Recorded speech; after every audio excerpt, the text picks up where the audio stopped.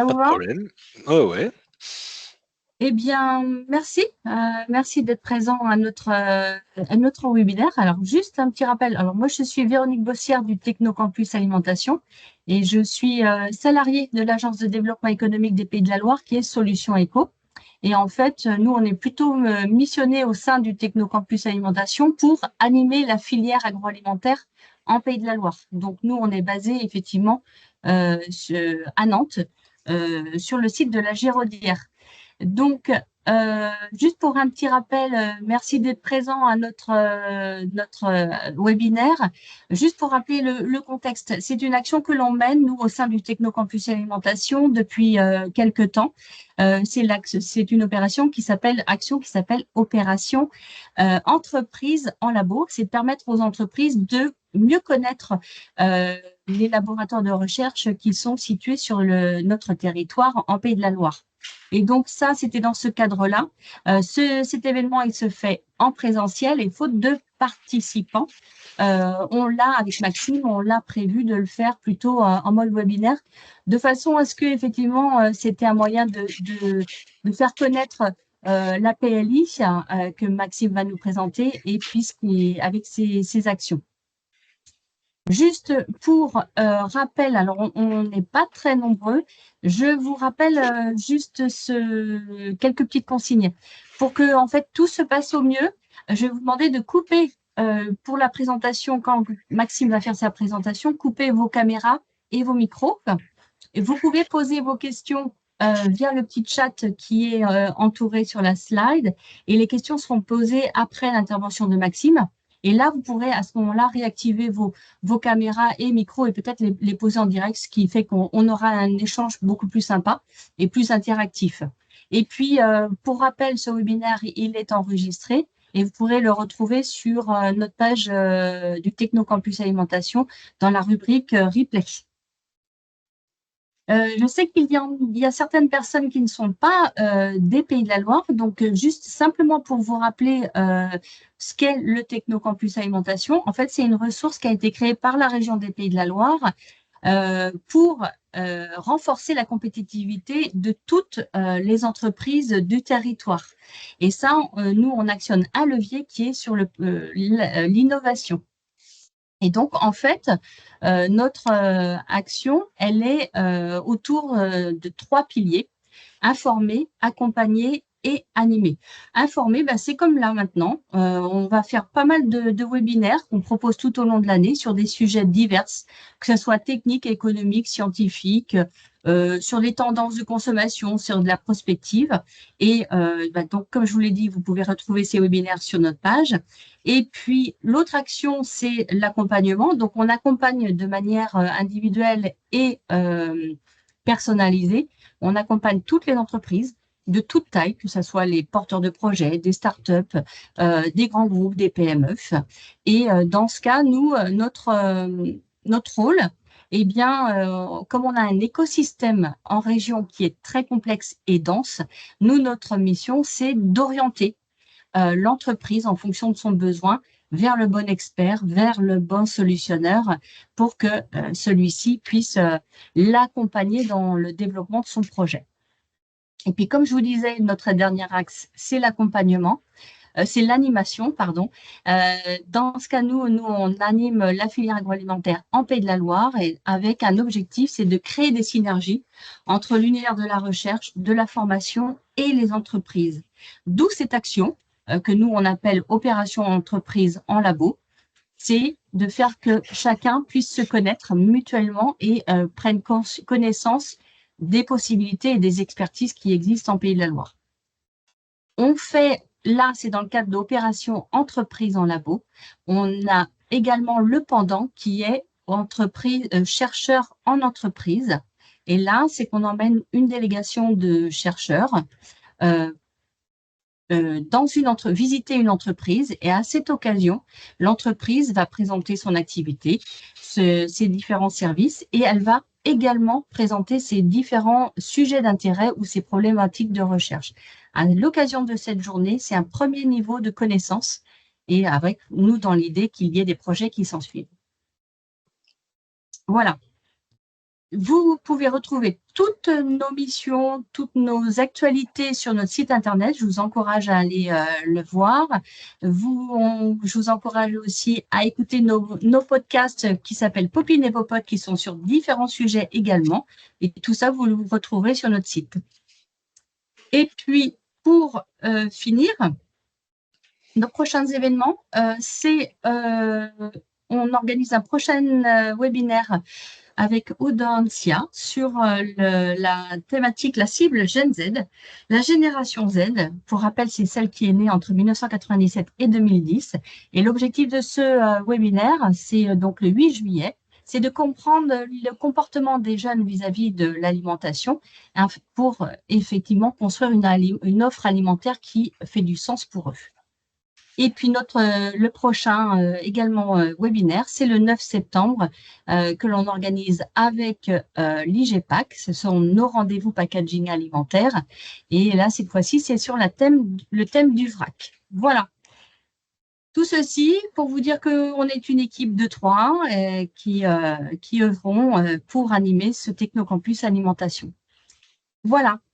Eh bien, écoutez, je vais passer la parole à Maxime, qui nous fait le plaisir de nous présenter effectivement la plateforme ligérienne d'Isotopie et qui va nous en dire un peu plus sur ce que c'est et les possibilités qu'il y a pour les entreprises agroalimentaires. Merci. J'arrête mon partage. C'est bon. Ouais, je partage moi. Hop, alors on avait dit écran 2. Oui. Tac. Et hop. C'est parfait. J'ai mis ce clic. Voilà. C'est parfait. Et moi, je vais couper ma caméra. Merci, Maxime. Merci, bonjour à tout le monde. Et tout d'abord, merci pour l'organisation de ce webinaire. C'est toujours agréable de pouvoir un petit peu expliquer ce sur quoi on travaille sur la plateforme. Donc, je m'appelle Maxime Julien. Je vais rentrer tout de suite dans le vif du sujet. Donc, moi, techniquement, je ne travaille pas à l'université. Je travaille pour une entreprise qui s'appelle Capacité et qui est la filiale d'ingénierie et de valorisation de Nantes Université. Et en 2 mots, c'est une entreprise qui vise à embaucher des ingénieurs comme moi pour utiliser les compétences de l'université et pour faire un lien avec les entreprises et les autres universités, etc., etc. Donc moi, je suis sur la thématique des isotopes stables au sein du laboratoire Sésame. Donc c'est le laboratoire de chimie moléculaire de Nantes Université. Donc c'est une unité mixte université et CNRS. Et au sein de ce laboratoire, il y a plusieurs équipes, dont l'équipe MIM, donc qui en 2 mots est une équipe de chimie analytique, où donc en gros c'est nous qui faisons tout un tas de mesures avec tout un tas de machines, dont la résonance magnétique nucléaire, la RMN, et tout ce qui est analyse isotopique. Et niveau fonctionnement, nous avons cette infrastructure appelée la PLI, donc pour plateforme ligérienne d'isotopie, qui existe depuis 2021 et qui a été sponsorisée par la région Pays de la Loire. Et en gros, ça nous permet de partager les outils et compétences qui se situent au Sésame à Nantes, mais également chez des collègues à l'IRHS à Angers, qui est un labo INRAE. Et donc, ça nous permet d'avoir un panel de méthodes et de connaissances beaucoup plus large en travaillant de cette manière. Voilà, juste un petit mot, c'est que donc je parlais de RMN, on a une plateforme RMN qui est notable, disons que c'est relativement grand, avec 6 spectromètres au champ. Il faut se dire que c'est des machines qui prennent beaucoup de place, qui coûtent très cher. Et 2 d'entre elles sont utilisées pour les analyses isotopiques, mais je vais vous expliquer ça plus précisément.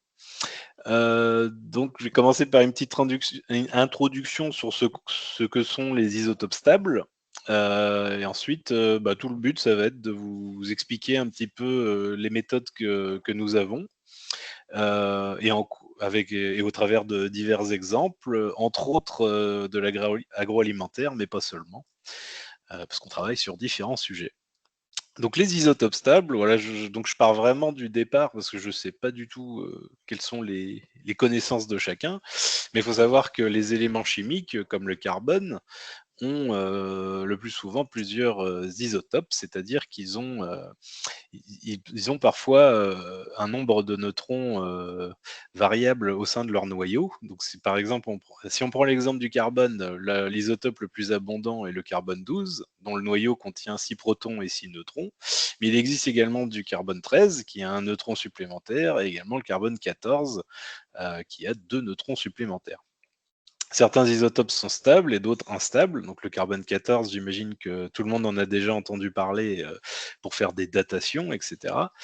Mais nous, ce sur quoi on travaille, ce sont les isotopes stables en abondance naturelle, c'est-à-dire qu'on ne va pas enrichir les échantillons ni rien, on va directement mesurer les échantillons tels quels.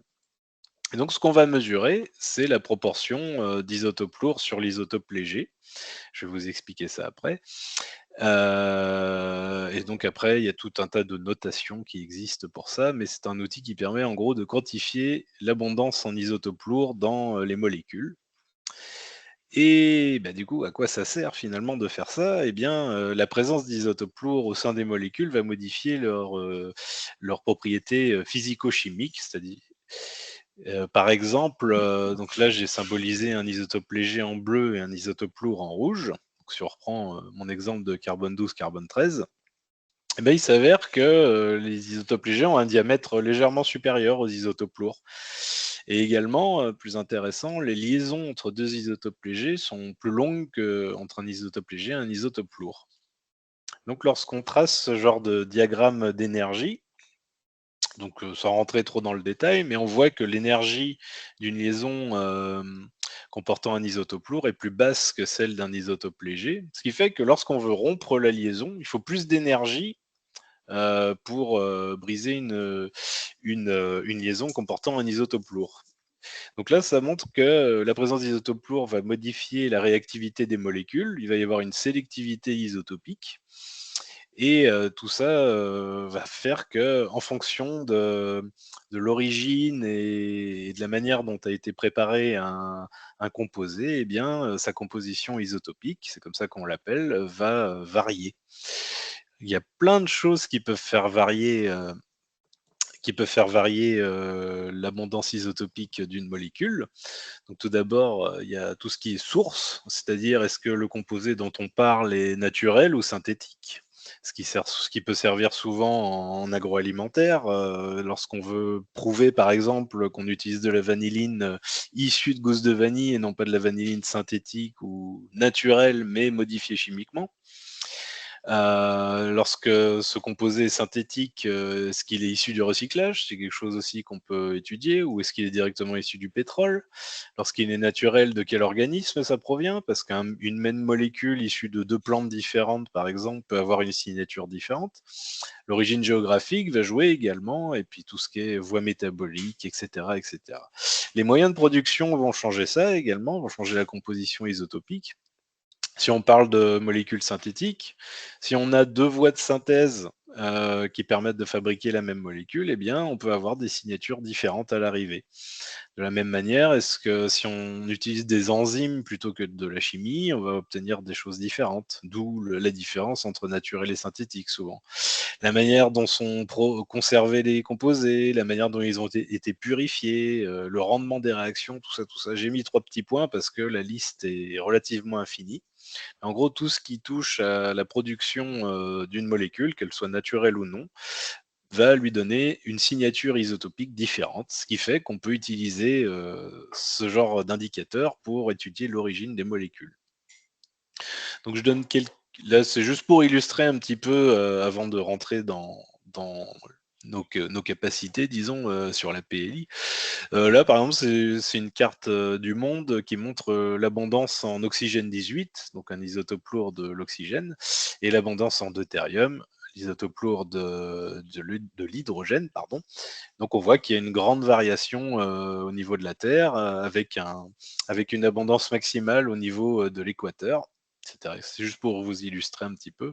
Et là, j'ai pas mis de légende, mais en gros, ça vous montre l'abondance en carbone 13 et en azote 15 en dessous, du sang de pingouin qui a été prélevé sous différentes latitudes. Donc là, au 35, on est plutôt près de l'équateur et au 75, on va de plus en plus dans le sud. Tout ça pour vous montrer, étant donné qu'on s'éloigne de l'équateur, on change de géographie, les pingouins ne mangent pas la même chose, ne vivent pas strictement dans le même environnement et ça va changer leur composition isotopique et en l'occurrence celle de leur sang. Deux autres petits exemples, c'est juste pour montrer que c'est très utilisé pour suivre les réseaux trophiques. Et en deux mots, il s'avère que pour le carbone 13, on a un enrichissement entre les producteurs primaires, donc les plantes, les herbivores qui mangent les plantes, puis encore un enrichissement observé chez les omnivores, c'est-à-dire qu'ils mangent aussi bien des plantes que d'autres animaux, et les prédateurs, les apex predators, ce sont les plus enrichis en carbone 13. Voilà, c'est des choses qu'on peut observer. Et là également, je vous ai mis un petit diagramme qui vous montre des compositions isotopiques. Donc en abscisse, c'est le deutérium, en ordonnée, l'azote 15, avec des herbivores et omnivores terrestres, des herbivores et omnivores aquatiques. On voit qu'ils sont plus riches en azote, mais pas forcément en deutérium. Des carnivores terrestres qui sont par là, et des carnivores et piscivores aquatiques. Donc vous voyez un petit peu le genre de choses qu'on peut mesurer avec ces méthodes. Et donc, sur la PLI, qu'est-ce qu'on fait? Eh bien, l'une de nos activités est l'authentification et la traçabilité de composés en utilisant les analyses isotopiques. On en a plusieurs sortes que je vais vous détailler. Pour résumer, on considère avoir trois niveaux de spécificité, vous allez comprendre après. Nous faisons, disons, le moins spécifique, ça va être une analyse de matrice, donc de mélange finalement.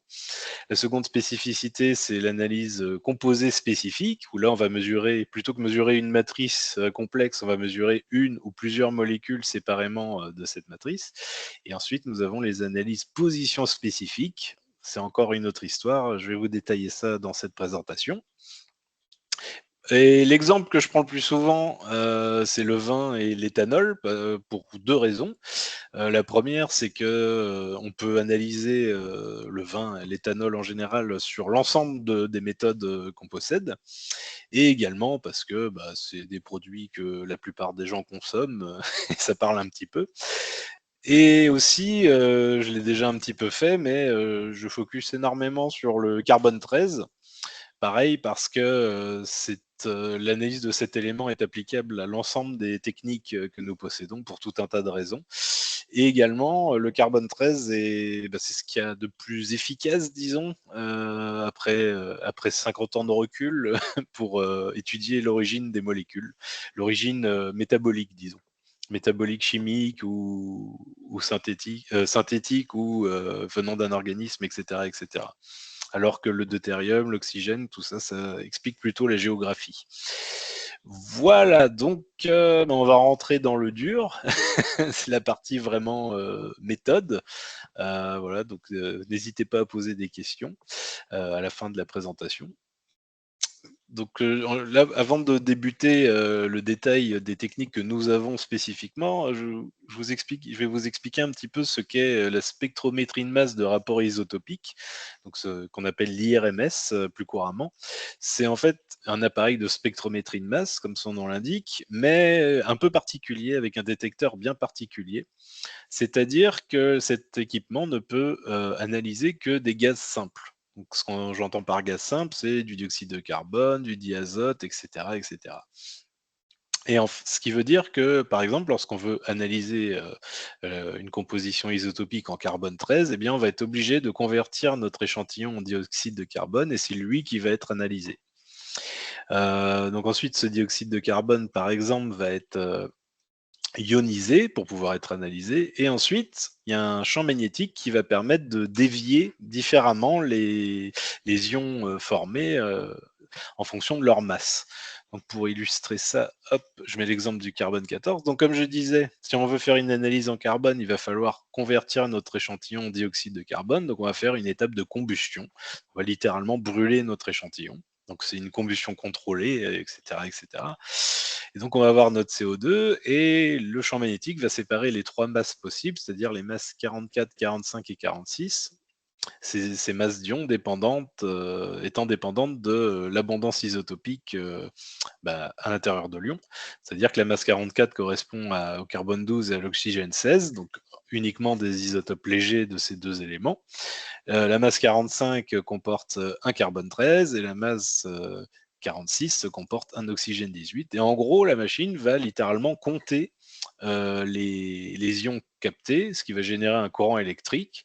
Et ce comptage va permettre de mesurer le fameux rapport isotopique dont je parlais au début, c'est-à-dire la quantité de carbone 13 sur carbone 12 lorsqu'on parle d'analyse en carbone. Et donc là, c'est vraiment juste pour le vocabulaire, c'est pas du tout important, mais ces données de rapport isotopique sont exprimées en composition isotopique, en delta, on appelle ça, par rapport à une référence internationale. Donc, directement, ça n'a pas l'air indispensable comme ça, mais ça nous permet de calibrer nos mesures et de pouvoir les comparer avec n'importe quelle analyse isotopique qui est réalisée dans un autre laboratoire. Voilà, donc je vais passer au premier niveau de spécificité dont je vous parlais. Donc je vous disais, c'est de l'IRMS, donc c'est l'appareil que je viens de vous décrire, qui nous permet d'analyser des matrices complexes. C'est-à-dire, on peut analyser du vin, des graines. Récemment, on a analysé des algues, on a analysé des cheveux, des moustaches dans le passé, des coraux, tout un tas de cellules, du lait. Enfin, en gros, tout ce qui peut brûler est analysable via cette méthode. Et pour ça, on va introduire notre échantillon, qu'il soit solide ou liquide, dans des capsules en étain ou en argent lorsque ce sont des produits corrosifs. Et on va installer ça dans un petit passeur d'échantillon qui va faire tomber les petites capsules les unes après les autres dans le four de combustion. On va libérer le dioxyde de carbone et on va pouvoir mesurer finalement. Donc là, encore une fois, je prends l'exemple du carbone 13, mais ça peut être utilisé pour plusieurs éléments. On va mesurer une valeur moyenne finalement de tous les carbones de ce qu'on a introduit dans la capsule. Et donc cette méthode est très répandue. Il y a beaucoup de laboratoires qui font ça. C'est pas presse-bouton, mais pas loin. Ça demande quand même de savoir entretenir la machine, c'est ça le plus compliqué. Mais en gros, on peut utiliser cet équipement pour faire des mesures en carbone 13, en azote 15, en soufre 34, en oxygène 18 et en deutérium. Voilà. Là, je vous ai mis deux petits exemples d'utilisation qui ont été faits. Alors, le premier, ça a été fait chez nos collègues d'Angers. En gros, ils ont mesuré des graines en azote 15 et en soufre 34. Et en faisant ce graphique, ils se sont rendus compte que au fil de la vie de la graine, au fil de son développement, elle va s'enrichir en protéines progressivement. Et, il s'avère que cet enrichissement en protéines est accompagné d'un enrichissement, c'est-à-dire d'une augmentation de l'abondance en azote 15 et en soufre 34. Voilà. Et un autre petit exemple qu'on a fait à Nantes cette fois-ci, c'était toute une étude sur la nutrition des bébés. Et donc, on a fait des mesures azote 15 et carbone 13 sur des cheveux de bébés et sur le lait de leur mère, finalement. Et on voit que donc les laits sont en rouge, les cheveux en bleu. Et on voit qu'il y a un enrichissement entre le lait et les cheveux. Et ça rejoint ce que je présentais au début en termes de réseau trophique, parce que les bébés ne mangent pas leur mère, mais ils mangent ce que leur mère ont produit. Et finalement, on observe le même type d'enrichissement au fil de la chaîne alimentaire. Voilà. Donc j'explique pas plus loin l'utilisation de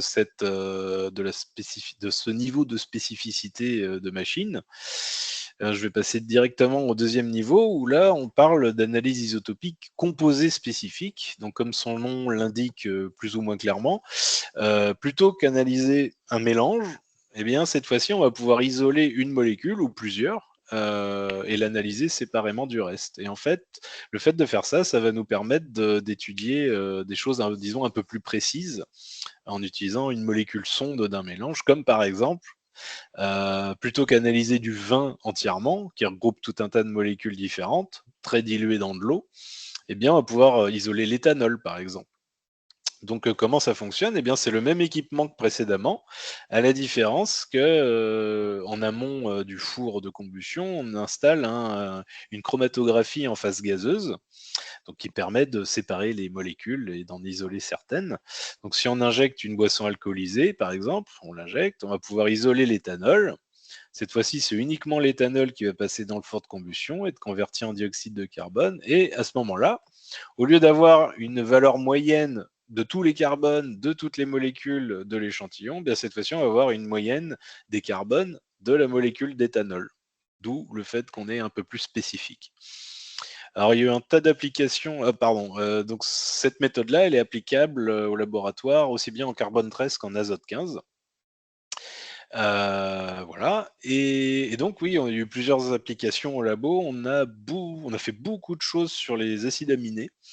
On a une méthodologie qui fonctionne très bien et qui intéresse pas mal de gens, en particulier pour tout ce qui est écologie. Étudier, encore une fois, les réseaux trophiques, etc., sur des poissons, souvent, c'est ce qu'on nous demande le plus.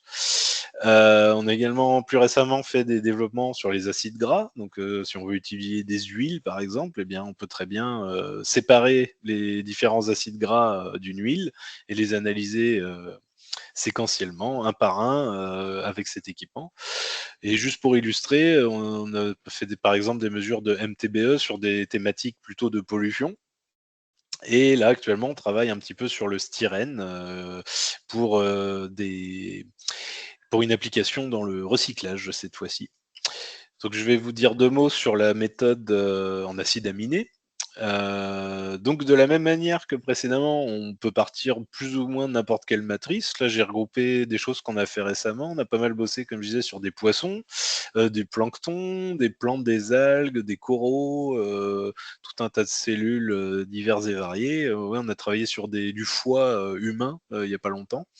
Et il y a eu tout un tas de choses sur les laits, de fait. Et donc la méthode qu'on emploie, il suffit, entre guillemets, d'extraire les protéines de ces matrices, de les hydrolyser, donc pour les couper et récupérer les acides aminés libérés. On est ensuite obligé de faire une dérivation chimique, c'est-à-dire on est obligé de les modifier chimiquement pour les rendre volatiles, pour qu'ils puissent être séparés en chromatographie en phase gazeuse. Et donc, en utilisant cette méthode, on peut mesurer en carbone 13 ou en azote 15 jusqu'à une quinzaine d'acides aminés à la fois. Ce qui donne, donc vous imaginez, entre mesurer des feuilles, par exemple, et mesurer chaque acide aminé de la feuille, eh bien, on obtient beaucoup, beaucoup plus d'informations via cette méthode, d'où, encore une fois, l'aspect plus spécifique. Voilà, et là, je vous montre une application qui n'est pas du tout de l'agroalimentaire, mais il y a eu toute une étude au labo, l'article est toujours en cours de préparation.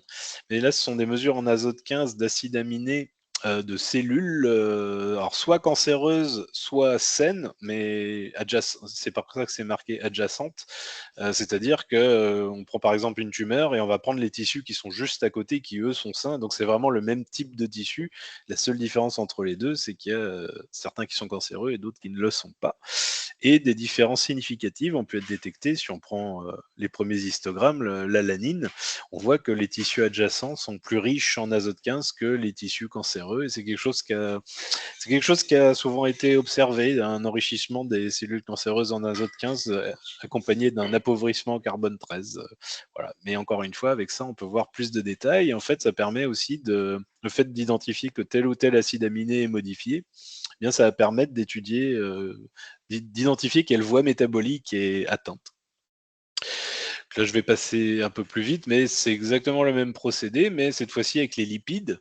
On va pouvoir extraire les lipides des matrices. Hop là. Et ensuite, pouvoir analyser les acides gras selon 2 méthodes différentes que nous avons. Et voilà, donc de la même manière, on va séparer les acides gras, pouvoir les mesurer séparément, mais ça, c'est quelque chose qui est souvent expliqué. Là, j'ai mis un petit tableau de données juste pour montrer qu'on a travaillé sur du lait, du beurre, du fromage et de l'huile de coco, ici en l'occurrence. Là, c'était vraiment un papier de méthodologie, mais on est actuellement sur une étude sur les laits bio et non bio. Voilà, on a tout un tas d'échantillons analysés de cette manière pour voir si l'utilisation de cette méthode peut permettre d'identifier quels laits sont de culture biologique et lesquels ne le sont pas. Voilà. Donc je vous ai rajouté quelques exemples que j'ai trouvés dans la littérature. Là, ça c'est pas des choses qui ont été faites chez nous, mais là, ce sont des mesures qui ont été faites en oxygène 18 sur des arômes. Donc là, par exemple, en haut, carbone, c'est un terpène qui est présent, qui est plutôt, qui donne un arôme de cumin, pardon, et qu'on retrouve dans tout ce qui est menthe, fenouil, etc., etc. Et en gros, on a en vert du carbone naturel, en bleu du carbone synthétique et en rouge des carbones trouvés dans le commerce. Et donc on voit les histogrammes verts sont par là, l'histogramme, il y en a eu qu'un de fait, l'histogramme bleu est par là, et en gros, bah, en fonction des mesures réalisées sur des échantillons inconnus, bah, on peut déterminer s'ils sont plutôt naturels ou synthétiques, et c'est plus flagrant sur le graphe du dessous qui lui, donc c'est le même code couleur, mais c'est sur le cinamaldéhyde, c'est l'arôme de cannelle. Donc pareil, est-ce qu'il vient vraiment de la cannelle ou est-ce que c'est une modification chimique qui a été employée? Et on voit, il y a quand même des écarts, etc., etc. Un autre exemple sur l'anétol, cette fois-ci. Là, il y a différentes origines. Alors, des standards, donc c'est-à-dire probablement du synthétique, mais en orange, il y a de l'anétol issu de fenouil, en bleu, issu d'anis étoilé, et en vert, d'anis classique, disons. Voilà, c'est juste pour illustrer un petit peu. Donc là, c'est des mesures en deutérium versus carbone 13. Et voilà, là, encore deux petits exemples de cette méthode. Donc tout ça, c'est fait avec de l'IRMS couplé à la chromatographie en phase gazeuse, hein. Donc ici, on a carbone 13 versus deutérium, des composés organiques volatiles présents dans les gousses de vanille. Donc on voit qu'ici, il y a deux espèces qui ont été analysées, donc ils sont très bien séparés en faisant ces mesures. Et également, il y a certaines origines géographiques qui sont très bien séparées. Et on voit qu'ici, c'est plutôt le côté espèce qui fonctionne bien. Et là encore de la vanilline, c'est le produit qui est analysé avec les isotopes, hein, très souvent. Donc ce sont des valeurs deutérium et carbone 13, cette fois-ci de vanilline, donc c'est l'arôme de vanille en lui-même qui a été analysé. Là, c'est différentes origines. Donc j'irai plus dans le détail plus tard dans cette présentation, mais on voit qu'il y a, en gros, ce sont des vanillines qu'on dite naturelles, c'est-à-dire qu'elles sont fabriquées à partir d'un composé naturel et modifiées chimiquement. Voilà. Contrairement au synthétique qui, lui, est complètement fabriqué chimiquement. C'est ça la feinte, mais de la même manière, on voit que les différentes origines sont plus ou moins bien séparables via cette méthode. Voilà, donc là, les deux techniques que je vous ai présentées. La toute première, comme je disais, elle est très répandue. Beaucoup de labos la pratiquent, car c'est assez simple. La seconde manière, couplée à la GC, à la chromatographie en phase gazeuse, la GC-RMS, c'est un peu plus courant, enfin c'est relativement courant, mais ça commence à demander plus de compétences. Donc il y a beaucoup moins de laboratoires déjà qui l'emploient. Et les méthodes dont je vais vous parler à partir de maintenant sont très très très peu répandues. Voilà, donc c'est d'où notre originalité un petit peu. Donc, juste pour résumer, avec la première méthode que je vous ai montrée, ça permet de mesurer la moyenne de tout ce qu'on met dans notre petite capsule. Donc, c'est la moyenne de plein de molécules. La seconde, c'est la moyenne des carbones d'une ou plusieurs molécules isolées. Ce qui fait qu'en fait, si on reprend mes histoires d'isotope léger, isotope lourd, donc ici j'ai mis le carbone 12 en bleu, le carbone 13 en rouge, ça fait qu'on peut différencier finalement ce qu'on appelle les isotopologues, c'est-à-dire les molécules qui n'ont que des isotopes légers et celles qui ont un isotope lourd. Mais en fait, dans la réalité, eh bien l'isotope lourd, il peut aussi bien être sur ce carbone-ci que sur ce carbone-là. Et ça, lorsqu'on fait de l'IRMS, vu qu'on passe par une combustion, bah, on va perdre cette information qu'on appelle position spécifique. Donc ces deux molécules, elles ont le même nombre d'isotopes lourds, mais pas sur la même position carbonée.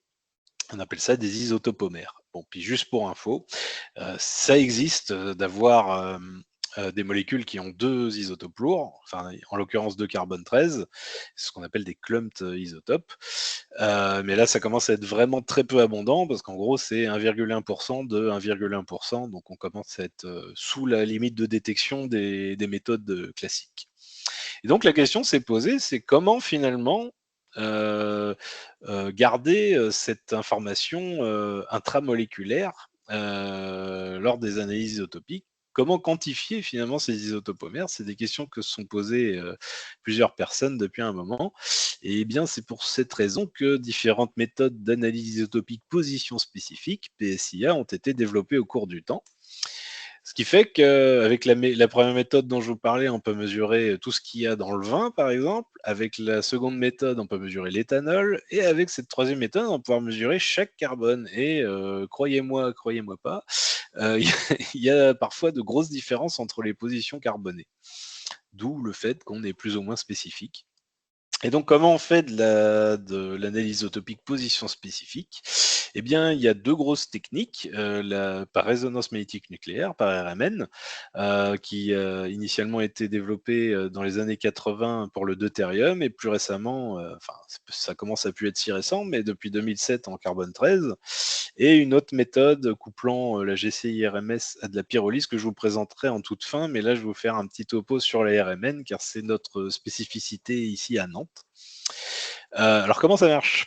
Donc, en deux mots, pareil, je ne vais pas rentrer dans les détails, mais là, c'est un spectre RMN de l'éthanol. Donc, l'éthanol, donc un spectre RMN carbone 13 de l'éthanol. L'éthanol a deux carbones, ce qui nous donne deux signaux.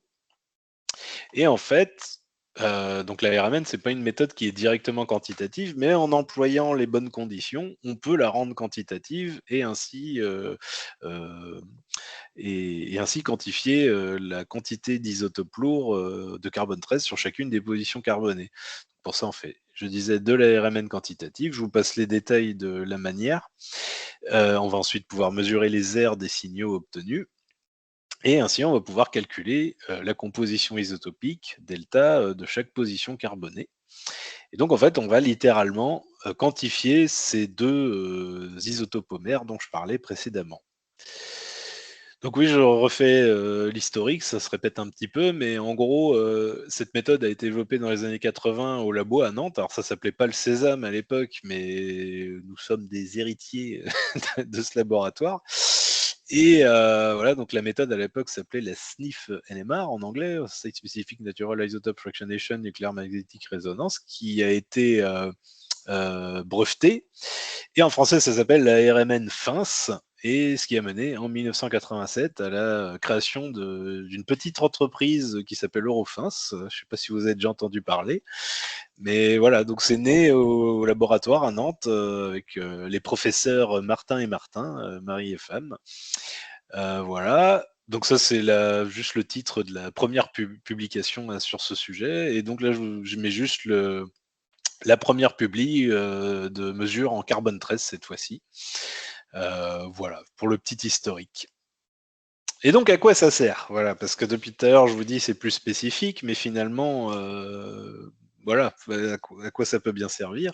Eh bien, un cas typique pour l'éthanol, encore une fois, c'est de savoir à partir de quelle plante il a été fabriqué. Parce que n'importe quelle plante contient du sucre et n'importe quoi qui contient du sucre peut former de l'alcool, quoi. Et donc, il y a trois types de plantes terrestres qui existent, les plantes C3, C4 et CAM.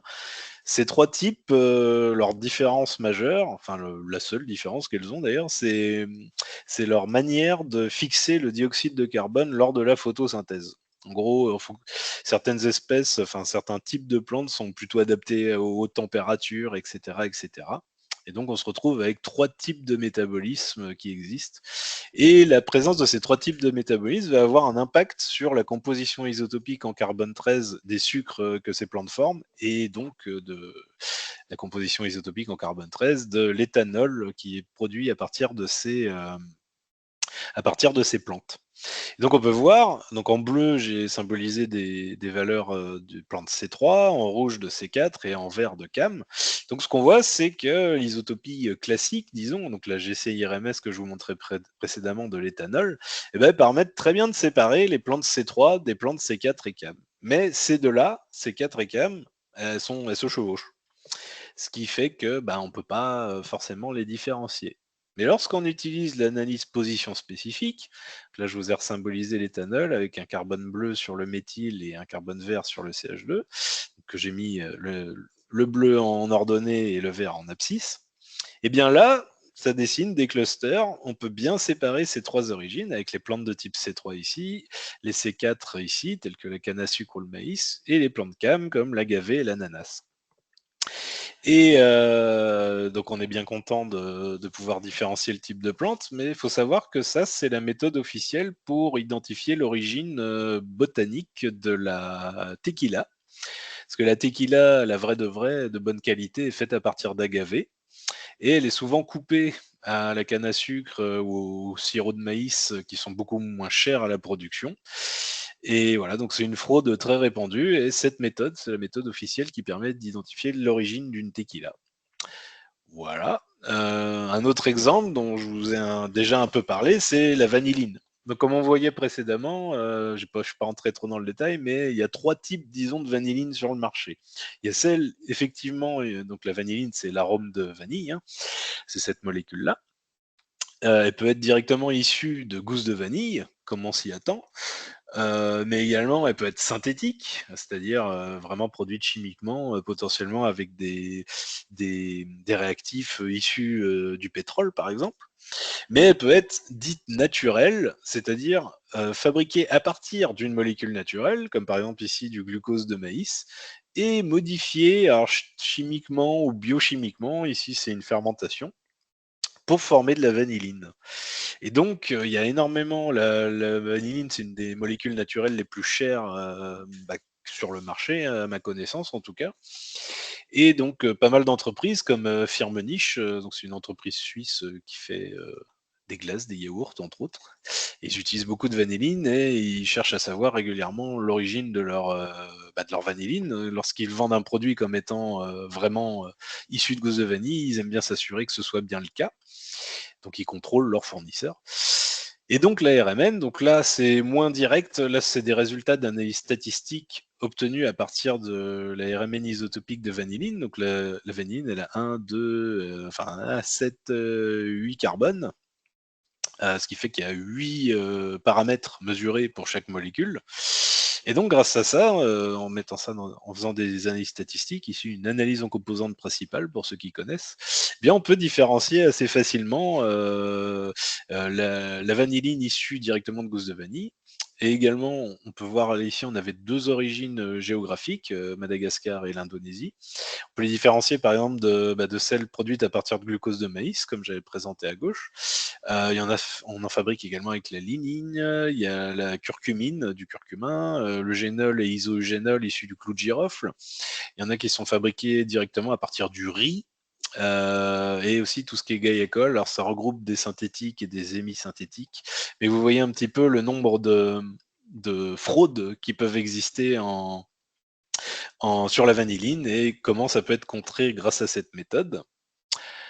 Le dernier exemple que je vais vous donner, je vais un peu plus détailler parce que c'est un contrat c'est une collaboration qu'on a eue récemment avec une entreprise appelée Bontou, qui est dans le sud de la France, et eux, ils produisent des fruits au départ, mais ils produisent également de l'arôme d'amande amère, donc du benzaldéhyde en l'occurrence, ça s'appelle, soit à partir de noyaux d'abricot, soit à partir d'amandes. Voilà, au départ, c'était pour valoriser leur noyau d'abricot qui leur servait à rien. Donc voilà, donc ils voulaient pouvoir, dans un premier temps, essayer de voir si on peut différencier ces 2 origines-là.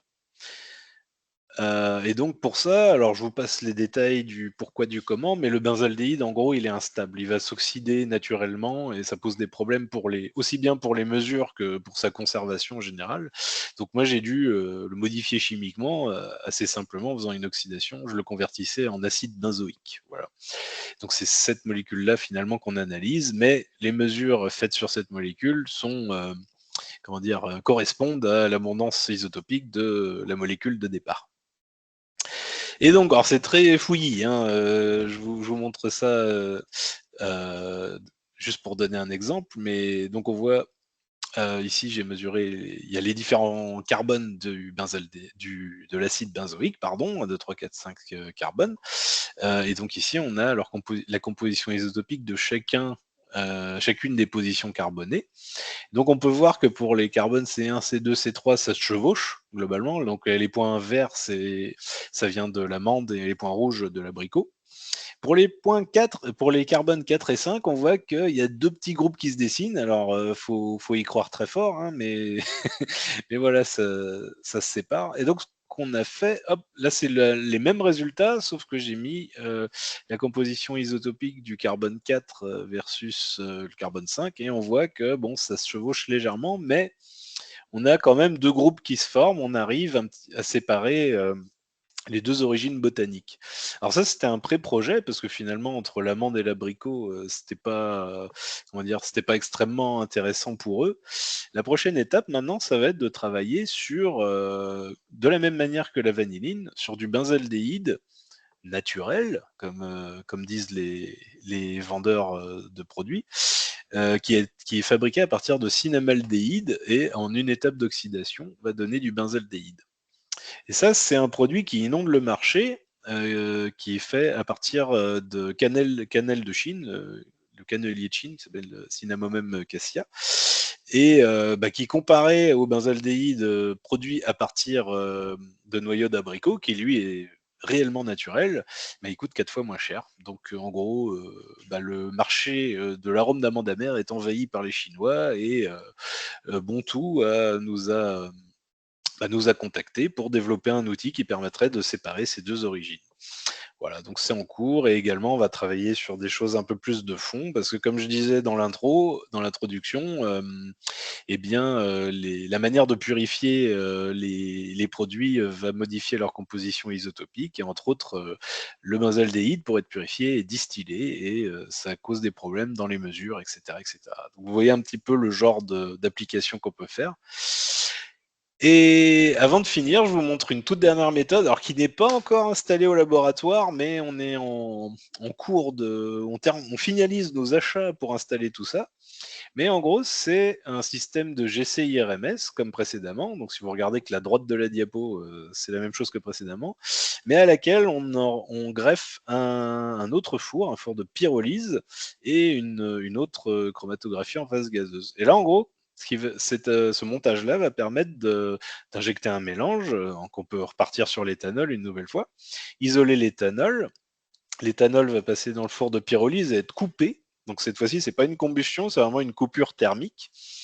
Donc ça va générer plusieurs fragments. Les fragments sont séparés dans la seconde chromatographie et chaque fragment va être converti en dioxyde de carbone pour être mesuré dans l'IRMS. Donc ça se passe comme ça. On isole notre éthanol.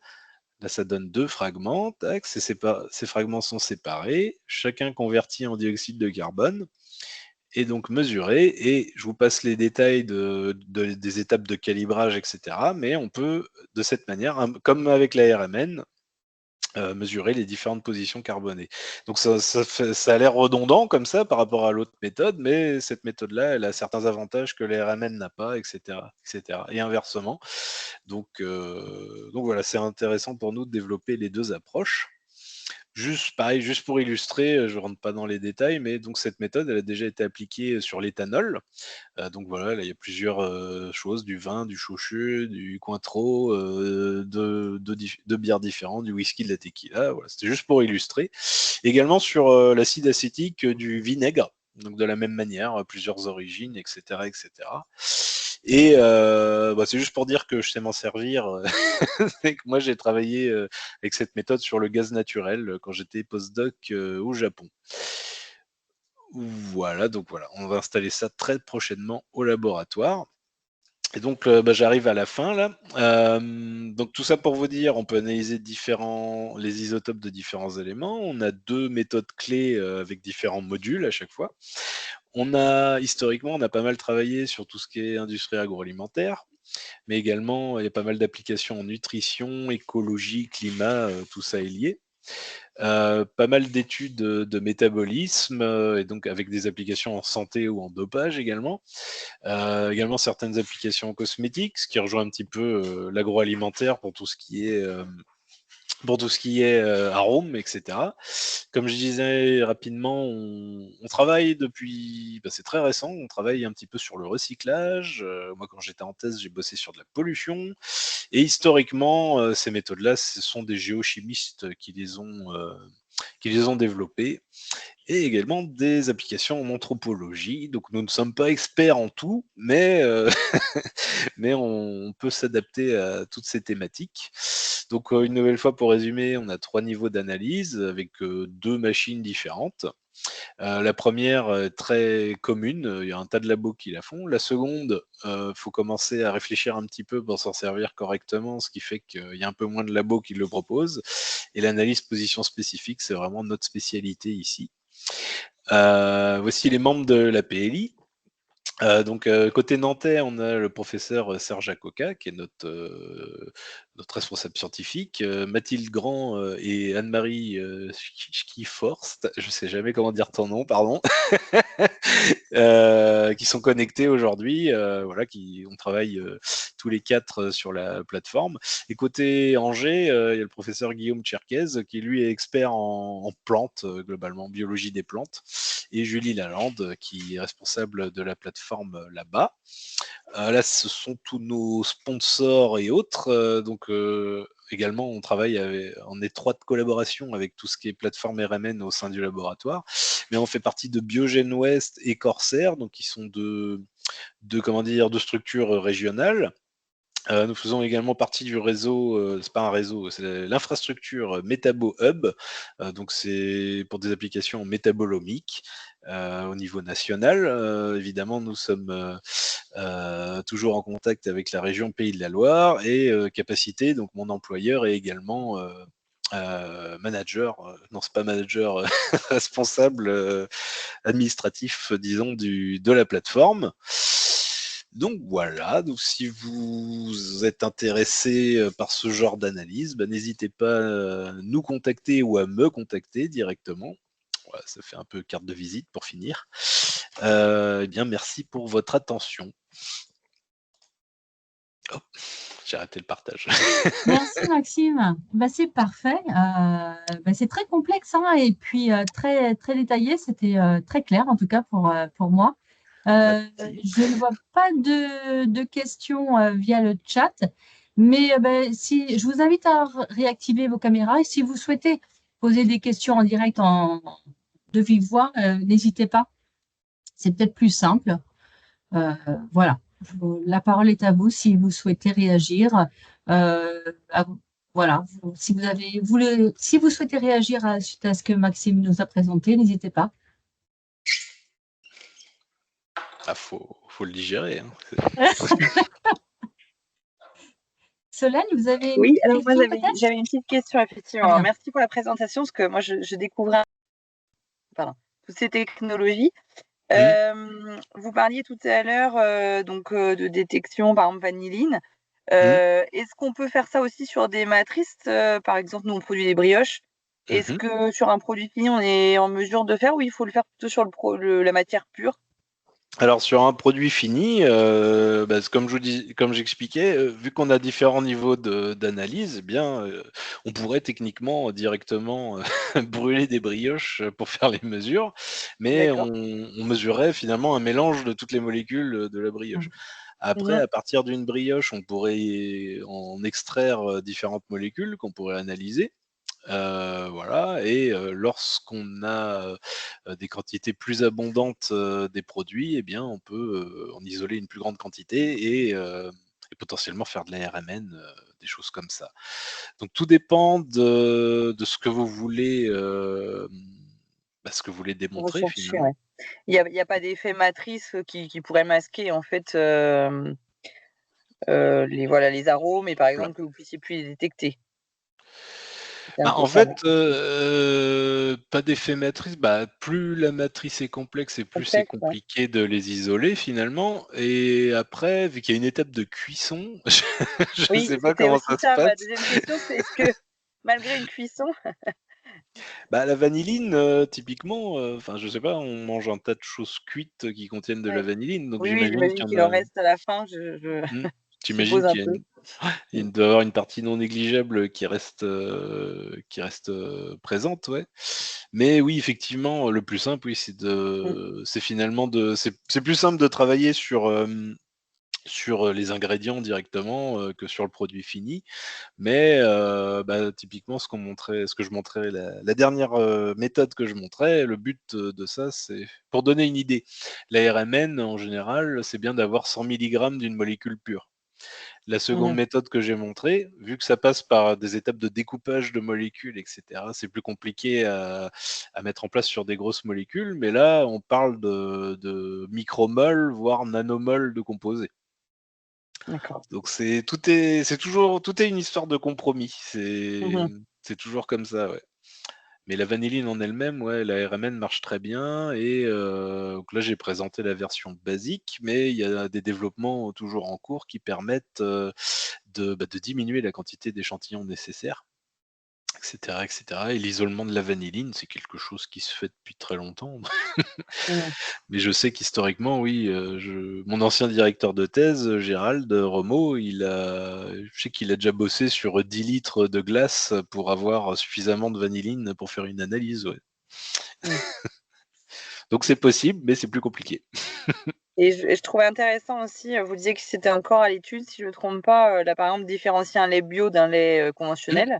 mmh. Et du coup, là, on est plus sur parce que vous aviez parlé tout à l'heure des variétés qu'on pouvait, mais là, voilà, c'est la même chose. Qu'est-ce qu'on vient chercher quand c'est comme ça? Alors pour le lait, qu'est-ce qui différencie les bio, non bio? Bah si, parce que la composition isotopique du lait résulte de l'alimentation des Ouais, c'est un vaches, peu en comme les l'occurrence. cheveux du bébé Ouais, versus les laits de la maman. OK, c'est ça. d'accord. Et donc là, on n'a pas encore tous les résultats pour que je puisse en dire quoi que ce soit. Cependant, il y a quelque chose qui a déjà été observé, mince, c'est quoi le mot? Lorsqu'il y a de la transhumance, Ah c'est-à-dire, oui, entre, l'alimentation, oui, un effet de d'été ou saison, ouais, voilà, le d'hiver. fait de manger du foin l'hiver ou d'aller dans les pâturages l'été, et ben, il y a des différences qui s'observent, ouais. Et ça se vérifie même sur des fromages, des choses comme ça. Lorsqu'on a l'info comme quoi tel fromage est issu d'une traite d'été, eh bien, on n'a pas les mêmes choses, parce que l'alimentation OK. n'est pas la même. Et puis j'avais une dernière question. Ouais. Sur le recyclage, vous en avez parlé rapidement, Mmh. vous parlez d'analyser plutôt des matériaux, par exemple du plastique ou ce genre ou on reste sur des matrices plutôt alimentaires? Non, pour le recyclage, là, je peux commencer à en parler parce que c'était secret jusqu'à récemment, mais bon, l'article, on l'a soumis, on va dire que ça l'est moins.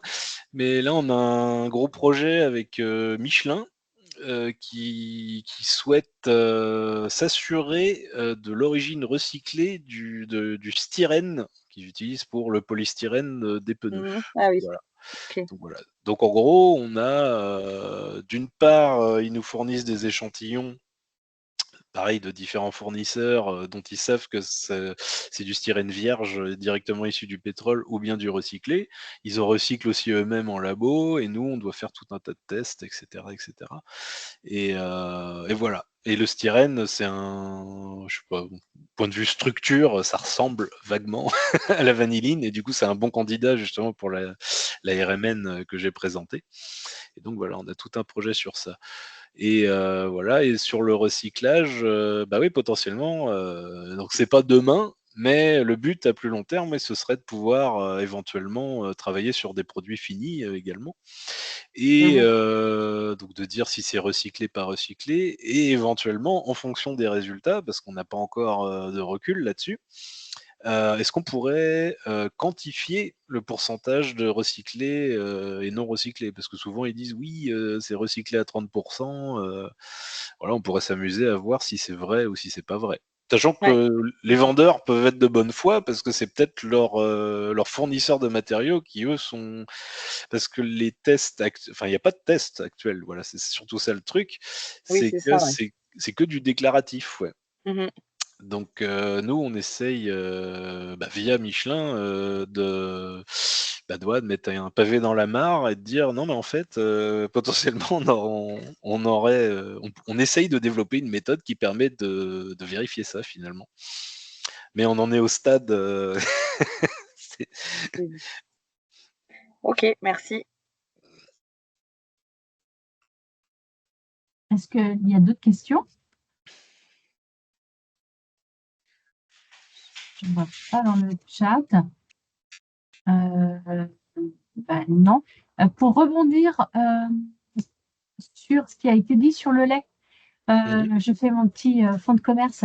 En fait, dans le cadre de notre podcast Copines et Popotes, on a effectivement fait un podcast sur comment authentifier le bio. Et ça, c'est ce que je vous avais dit, Maxime, et vous avez évoqué sur le fait que vous étiez dans Tofu. En fait, c'était Eurofins avec le Biolay qui a mis en place cette nouvelle analyse qui s'appelle Tofu pour effectivement identifier si le lait est bien bio ou pas bio. Donc, je vous invite à l'écouter. Vous en faisiez partie, hein, Maxime, c'est ce que vous m'aviez dit, hein, de cette Alors projet. moi, quand j'ai rejoint le labo, c'était la fin de de ce projet-là. Ouais. Mais oui, mais les projets, enfin, vous voyez bien, quand le financement est terminé, le projet ne l'est pas, donc c'est encore quelque chose en cours au labo. Ouais.